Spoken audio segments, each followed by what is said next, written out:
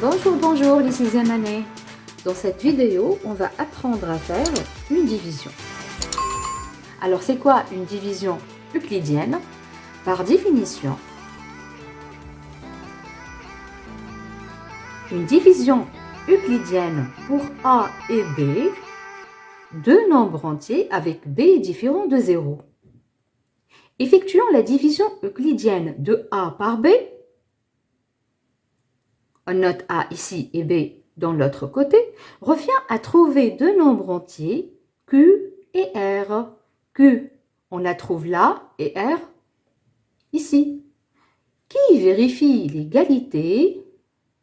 A égale à B fois Q, plus R. R, c'est le reste. Il est toujours inférieur à B. Il est toujours inférieur à B. On doit apprendre bien sûr que A s'appelle le dividende. Le dividende, c'est celui qu'on divise. B s'appelle le diviseur. C'est celui qui divise le dividende. Le résultat qu'on trouve ici, ça veut dire le résultat d'une division, s'appelle le quotient. Et le quotient, ça s'écrit avec T. Le quotient avec T, ça s'écrit comme ça.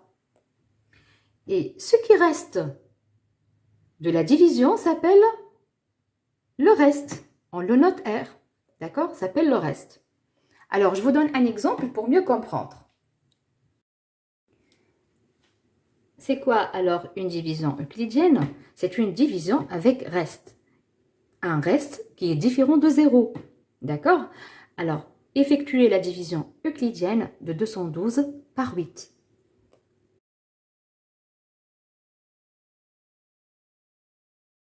Alors, pour diviser 212 par 8, revient à dire combien de fois j'ai de 8, dont 212. Et le résultat s'écrit ici. D'accord? Ce résultat, donc je vous rappelle que ce résultat s'appelle le quotient. Si on multiplie ce quotient avec 8, je trouve une valeur proche de 212, mais pas 212. D'accord? Pas 212. Il me reste un nombre. Ce nombre, je dois le noter là, et il s'appelle le reste. Et c'est la division euclidienne. Toujours, on trouve un reste. Alors, on commence par 2. Si dans 2, alors, combien de fois je peux mettre 8 dans 2? Donc, ça ne marche pas.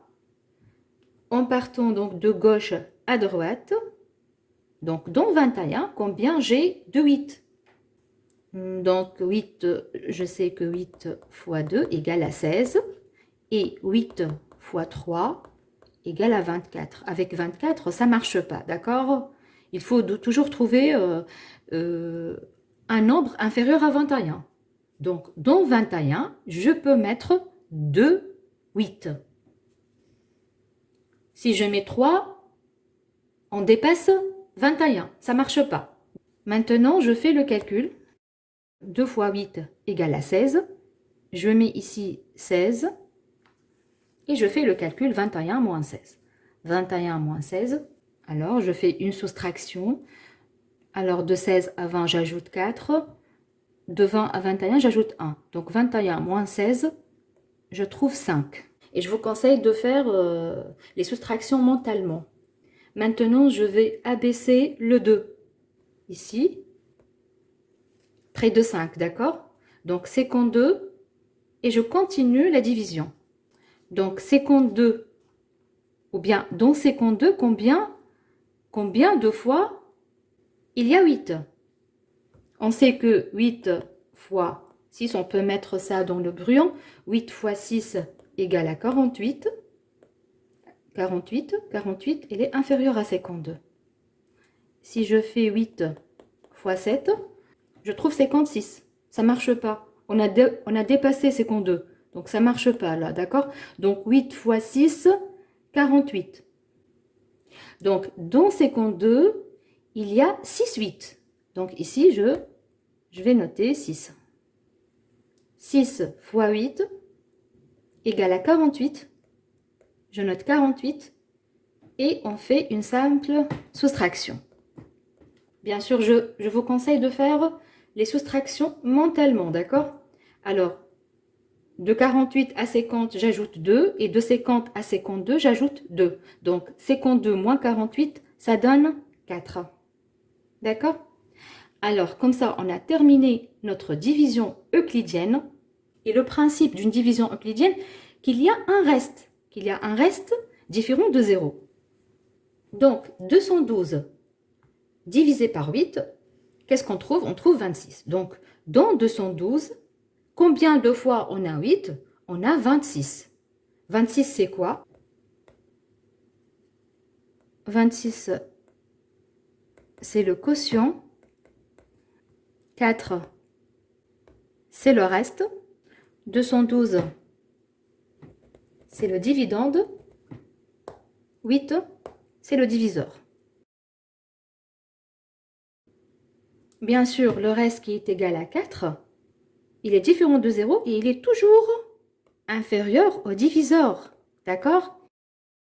Il est toujours inférieur au diviseur. Donc 4 inférieur à 8.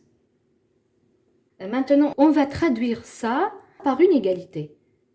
Alors, dans 212, on a 26 fois 8. Donc 8 fois 26 plus R. Et R, c'est 4. Alors, cette égalité s'appelle égalité euclidienne. Et je vous rappelle que dans une division euclidienne, on trouve un reste qui n'est pas égal à 0. Comme ça, on a terminé la vidéo. Je vous donne un rendez-vous pour une prochaine vidéo. À très bientôt.